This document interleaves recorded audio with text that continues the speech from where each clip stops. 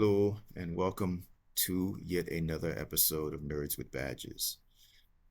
For all those that don't know, my name is Sergio Willis, and a few years ago, I decided to create a platform uh, where other people like myself who work in security or law enforcement or with military background, uh, we would discuss certain things related to nerd culture. Well, everything related to nerd culture. So I'm a security guard. I've been a security guard for God. I mean, I've been with this company that I'm with now for like 17 years. It's going to be 18 years. Probably my last year. I'm planning to leave next year. That's the goal. And so I'm a nerd with a badge because I'm a security guard. I'm a nerd. And I know some people, some of us African Americans call ourselves blurs, which is a play on the nerd, you know, black nerd, blurred. So nerds with badges would be discussing things related to video games, comics, movies, even music, different things. I pretty much game every day. I made a promise to myself that I would game at least an hour a day. They say it's good for hand and eye coordination.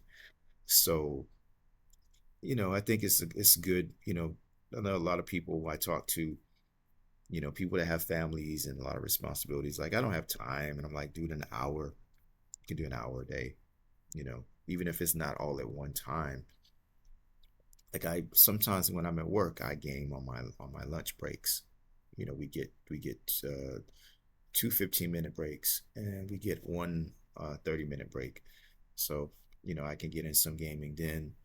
Sometimes it feels like time just goes by. As soon as you sit down, it's time to get back up again. So, I mean, I usually get to work an hour early just to make sure I can relax and, get in some quality gaming time. With my coffee, of course, courtesy of 7-Eleven, which used to stay open 24 hours. I don't know what's going on with my computer. My All of a sudden, I just got this screen that just popped up. This is a Chromebook that I'm using to do this video, so I'm still getting used to it. And let me check to make sure that. Oh, okay. I just turned the mic off. I know sometimes when you do videos on the Chromebook, sometimes it doesn't record sound. I found that out the hard way. Like last year, I was doing a Kickstarter campaign with a guy from Shanghai and a publisher of a comic book company that I'm working with on my books. And we talked for probably about 45 minutes, and it was a really, really good conversation, man. And I went back and I watched the video, and there was no sound. I was just devastated because we were doing a Kickstarter campaign to raise money for our comics. We did 31 days to raise $2,000, and we did it. So it was I'm actually doing another campaign with them this year. So my comic is coming out. It's already been out. I actually have three comics that I did, and I have three more that I'm working on. So the one main one that I'm doing right now is Dragon Manx, and that was the one that we did the Kickstarter campaign for last year. Dragon Manx is sort of a Wolverine, Batman kind of character, but I guess a little bit of Constantine thrown in there because he pretty much deals with supernatural stuff. Speaking of supernatural stuff, one of my friends, actually, cinematographer I work with on a lot of my projects, we went to Comic Con LA a few months ago, and we always get into these really deep conversations about pop culture stuff that I grew up with, and I'm so knowledgeable about a lot of these things. And he's like, dude, you should really talk about these things, do like some videos. And there's a lot of really good stuff out there that I grew up watching. A lot of stuff has been remade. Sometimes it's a good thing, sometimes a bad thing. But one show that I really, really have fond memories of, and I got this set this DVD set in the mail a few months ago. I used to watch this all the time when I was a kid. The show used to freak me out. Friday the 13th, the series, is not about Jason. I'll get to that. They packaged it really nicely, actually. But the way that these DVDs are in here, it's so hard to get them out of these things. I actually cracked one of the discs getting it out, man. I was freaking pissed off. Uh, so I don't know. My spidey sense is telling me I should probably try to get Amazon to give me a refund or something, or maybe return it to give me a replacement. Because as you know, with cracks in glass and plastics, sometimes it starts off as a little crack, and it gets bigger and bigger and bigger, and eventually, the disc just breaks in half. So this might be on the time, but anyway, I love this show. So Friday the 13th, this series was about a man named Louis Vondrady. Now, Louis uh, ran an antique business, but the catch is it wasn't just any kind of antique. These were like cursed antiques, magical things, like maybe a cloak that would teleport you back in time. If you killed somebody and put blood on it. There was an episode about a mirror that would make you look beautiful. You just shine the mirror, you make a reflection of the light from the mirror on somebody's face, and then you look in the mirror, you see a messed up reflection of the person's face disfigured. That person would get in a horrible accident, they would die, and their face would get messed up, and then you would just, all your wrinkles would disappear, and you keep looking young. And then there was a really cool episode with vampires with a cross that was it was a special cross that would shoot out fire around and kill vampires. So anyway, I guess this uncle, he sold all these antiques to people for the devil, gave them what they wanted, and then maybe at some point he developed a conscience and he decided he didn't want to do it anymore. So the devil killed him. So his cousins, his niece and nephew, Mickey Foster and Ryan Dallion, they inherited the shop. So Mickey is kind of like, sort of happy with her marriage, maybe a little not completely happy with her life goals. And then Ryan is just kind of like a drifter. So they inherit the shop. They meet up and they talk. Ryan's more happy-go-lucky. Mickey's just kind of like, I'm over this. I don't want this business, these stupid antiques, this shop. Let's just get rid of it. So she convinces Ryan to sell all the damn antiques. So they sell all these antiques, and get rid of everything. They're going to sell the business.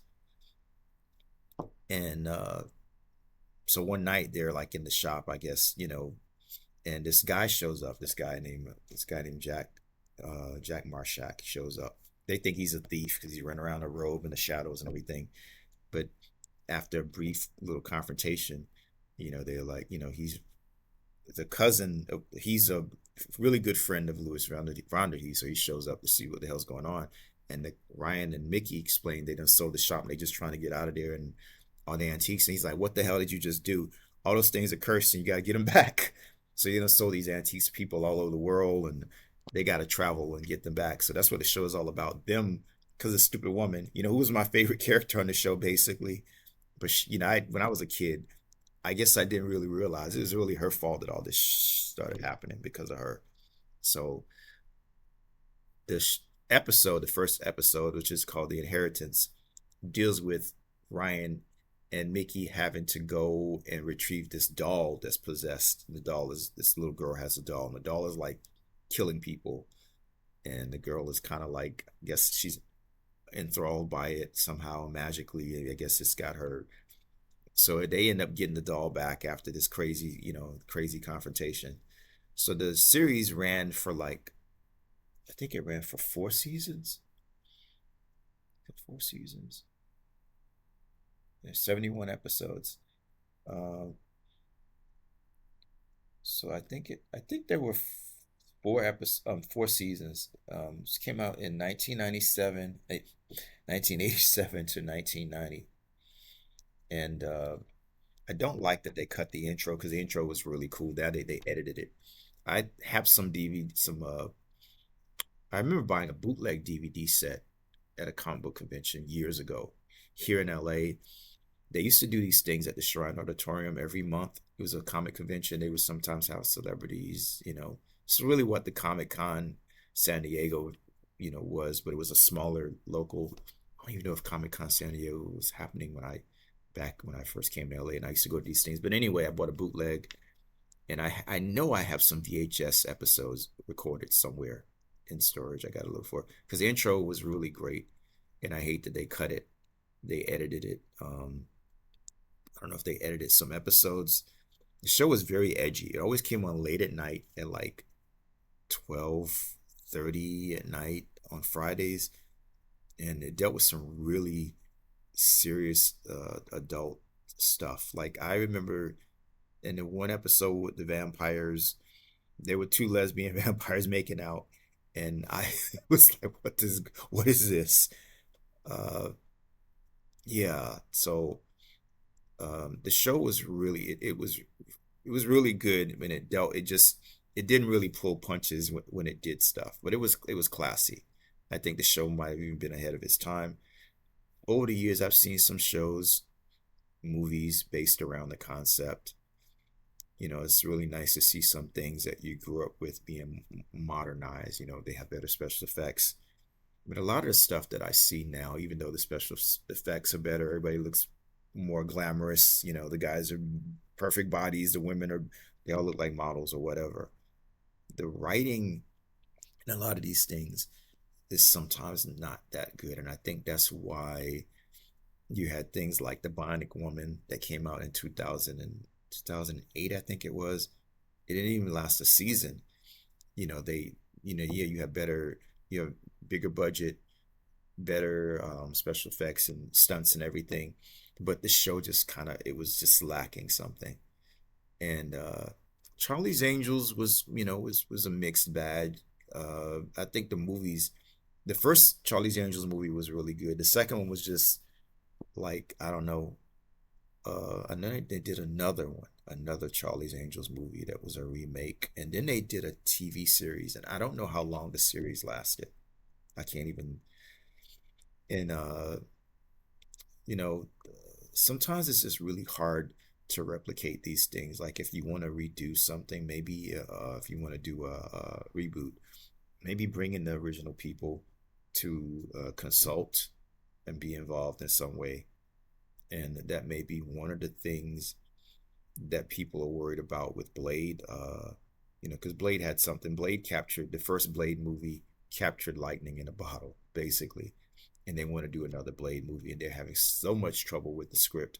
And I really think they need to bring in Wesley Snipes. If not, if he's not a character in the movie, which would probably take people out of the movie, maybe have him, excuse me, maybe have him involved in some way, in some capacity.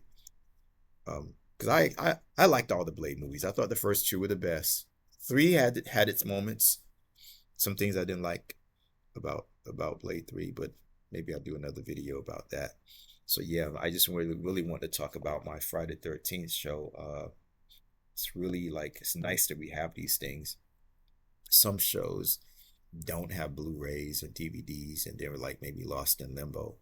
But I think it's good to keep these things alive and maybe let the newer generation know about them because it's some good shit. I mean, it really was. There was some really good stories and movies and TV shows that came out of the 70s and the 80s. And I was when I came to work tonight, I rode a lift. I took a lift because I was waiting for the bus. It was taking forever. And I was talking with the Lyft driver and I was telling her about the show, and she was just like, yeah, I'm surprised they haven't remade it. And you know, it's probably coming. I've seen some things that have borrowed some things from these shows. Another show I definitely want to do a video on that I used to love watching. Yeah, I only think there was one season of it. Was called Night Stalker, and it was about a guy he was a reporter who always ended up dealing with supernatural stuff. And the creator of the X Files was so inspired by the show Night Stalker. He even had the actor in maybe a couple episodes, and he made like some little, little offhand remarks that let you know that it was kind of like they were saying that Night Stalker really did happen, and he just existed in the same universe as as X Files. So it was pretty cool. They did do a remake of Night Stalker with I can't remember his name. Oh my god, he played Lestat in Queen of the Damned. Stuart Townsend. Stuart Townsend. I'm pronouncing his name right. He also played. I'm trying to think what else he did. He was Lestat in Queen of the Damned. He was a Night Stalker, and there was something else he did that I saw. I can't remember. Oh my god. This guy's had a really, really, I don't know, doesn't really do a lot of stuff. Oh, he played in one of my favorite movies, which was a lot of people didn't like, but it was actually pretty good. League of Extraordinary Gentlemen. He played um, Dorian.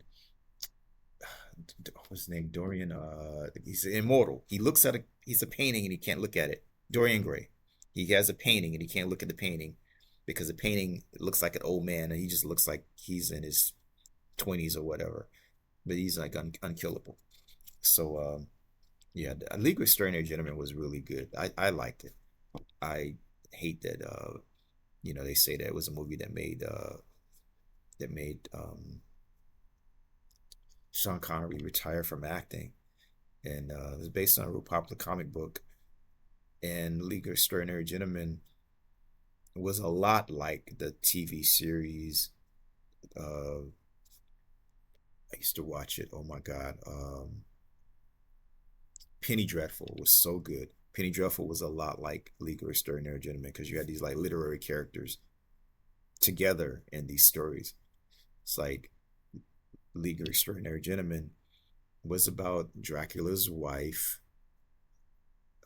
widow, Dorian Gray, Tom Sawyer, Alan Quartermain, who's kind of like an Indiana Jones character. And he had the Invisible Man and Mr. Hyde. And these characters had to go after some crazy people who had like they were using their DNA to create like super soldiers. But Penny Dreadful was about a woman who had like these really weird spiritual abilities. She was kind of possessed. And then this one guy was trying to get his daughter back from Dracula. Frankenstein was there, and the Frankenstein's monster, and there was a werewolf, and there were witches, and Van Helsing was there for like 5 minutes. It just killed them off in like a real shocking. So there's like a lot of different characters together. So it was like the same kind of like atmosphere as League of Extraordinary Gentlemen. So I think that there's very underrated shows, and League of Extraordinary Gentlemen. You should check it out.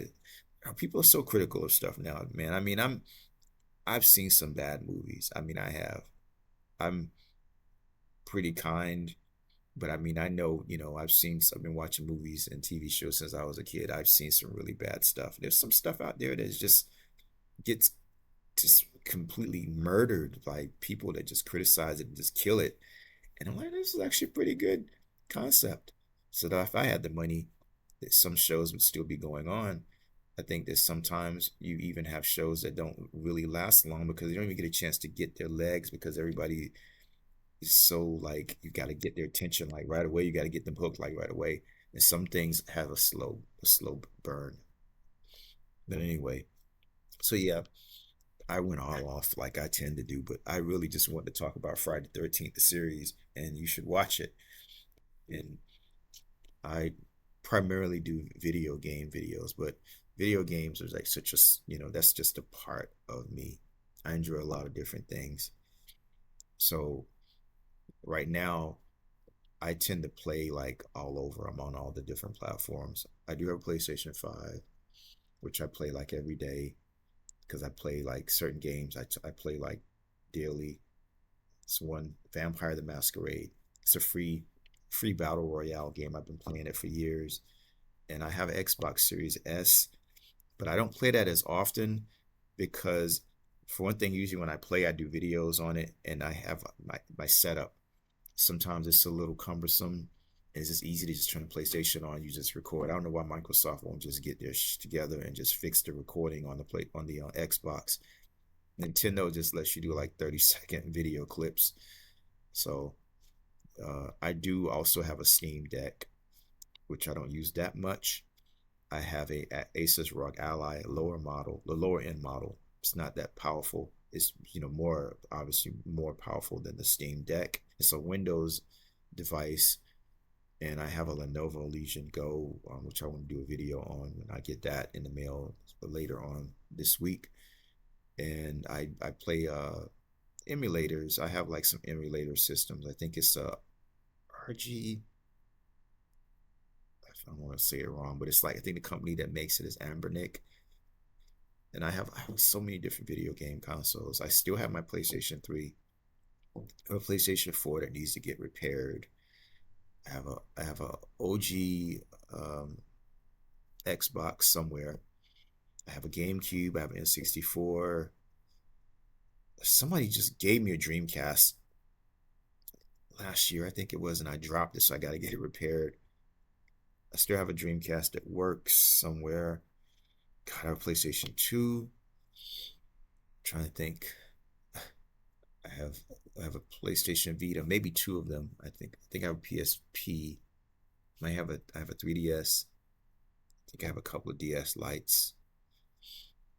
At one point, I had like 12 different systems hooked up, and there was just so many wires, and it was just it was like, okay, you know what? I'm not playing all these things, so I need to put out the ones that I'm not playing in storage. So yeah, I tend to game on all platforms. I'm a PC gamer as well. I'm leaning a lot towards just becoming a PC gamer. I don't know. I mean, I feel like PlayStation, they still have exclusives. Microsoft, you don't really need an Xbox. You can just use Game Pass on pretty much anything now. So I think Nintendo and PlayStation, it may be come down to one of those. And I do love Nintendo. I'm a big Nintendo person. Nintendo has so many fond, I have so many fond memories of Nintendo, but a lot of the things that they do and I think that they need to kind of come into they just seem a little behind in some of the things. Like the voice chat is pretty much non-existent in their games. The 30-second video recording thing I talked about. In some games you can't even record. I can't do video gameplay of Mortal Kombat on my Switch. For some reason, it won't let me record that video, so I have to hook it up to like something else if I want to do videos. And I was trying to get to play. I was playing Lego Horizons. It lets me record 30-second clips, but for some freaking reason, I can't get sound. Why would they do that? Nintendo, is that you, or is it like who made that decision to let people record videos with no sound? Why would you do that? And the online is just $20 a year, and now they all charge you for online. But Nintendo is just $20 a year just gives you access to online play and some of the classic games that they have. Uh, Microsoft, like their business model is really convenient. I do wish they had more. I do wish that they had more exclusives. Like they seem like they've abandoned Halo. They haven't had a Gears of War game in years. Um, I don't know what the hell's going on with Forza. We haven't had a Forza game in a while. Um, I think Microsoft, they've made some good decisions, and then then they've made some decisions. They're just like, why did you do that? PlayStation, PlayStation is, I think very highly of PlayStation. Sony, they've made some really weird decisions too, and I'll go over some of those things in other videos because I got a lot to say. I mean, Sony has really good exclusives, like God of War, Ratchet and Clank, but I don't know, PlayStation 5 Pro sounds good on paper, but I think that it under I don't think it really gave people what they really wanted. It wasn't a significant enough boost. Maybe they should have just waited until PlayStation 6, and $700 for a system with no disc player. I mean, come on now. How much more would it have cost them to put a disc player in there? And sometimes I think that the gaming industry is trying to kill off the physical media. I don't think they all are, but it's something that we should definitely be concerned about, because if you buy something digitally and then you go to play it and you deleted it somehow and you go back to re-download it and you can't access it, that's a problem. And it happens with movies. It's been happening for years. And I think that they need to create some new laws. And they just passed a law here in California where the stores have to tell you that you are not buying these digital games, or even maybe even the physical ones, but you have to, you're actually just renting the license. And most of the time people don't read the fine print, or they don't read the disclaimers, that they force you to click accept or decline at the beginning of the games. If you take the time to read it, you may be signing away your rights, because I mean, I've had content disappear from my library, like the game Pacific Rim. I went to play it one time and I had deleted it, so I went back to try to re-download it. It wasn't available anywhere. Thank God my old Xbox that I had, my old 360 that I almost never play, it still has the file, it still has the game on the hard drive. But once I delete that, it's gone. I can't get it back unless I go online somewhere and find a emulator, so yeah. So enough of my rant about that. So I'm about to start my shift here. I'm gonna probably try to play some Castlevania. I think it's Castlevania. Uh, it's the one where you Mirror of Fate. I think it is. It's Castlevania Lords of Shadow, Mirror of Fate. I've been playing this game for years, and I thought I had finished it, and then it just completely flips things, and you start playing as you start playing as like two other different characters. So now I'm playing as one of the Belmonts, because I was playing as a Belmont, I think Descendant at first, and then I was playing as Alucard, and then so now I think I'm playing as someone else. So I'm gonna try to finish that, but I really need to think about taking the advice of one of my coworkers. He's like, just play one game at a time and just focus. Maybe that's a good idea if I just pick one game from each platform and then just focus on that. And I could probably finish games faster, because right now I'm playing, like I said, I play Vampire the Masquerade every day. I play Godzilla on my PlayStation every day. I've been playing Resident Evil, is it 7 or 8? The newest one on my PC. I got Lego Horizon. I just started playing that. I'm playing Mario Wonder on the Switch, and Princess Peach, and I'm playing through story mode on the Switch on Mortal Kombat, because I want to get to the stuff that they just added. As far as Xbox, I'm playing Warhammer. It's a new one that came out. It's a new game that just came out. It's like like a platformer. It's like kind of like Ratchet and Clank, or more like not Ratchet and Clank. Crash Bandicoot. It's Nico something. I can't remember now. I have to do a review on that at some point. And I gotta finish the Lego Star Wars, the complete story. I have that on the Xbox Series S. And so yeah, I'm playing like so many games. Stellar Blade on the PlayStation. I've been going back and playing The Order, which is a great game. And God of War, I need to finish that, the newest one. Jesus, this is so many. So yeah, maybe just playing one game per platform might be a good idea. So that is it for now. I'm gonna probably come back later this week, because I want to do a review on a new movie that just came out with Anthony Mackie, and I think there's another movie that I want to review as well. There's a few movies. Movies are so expensive. I need to get that pass, but I want to do. I want to go see Red One too.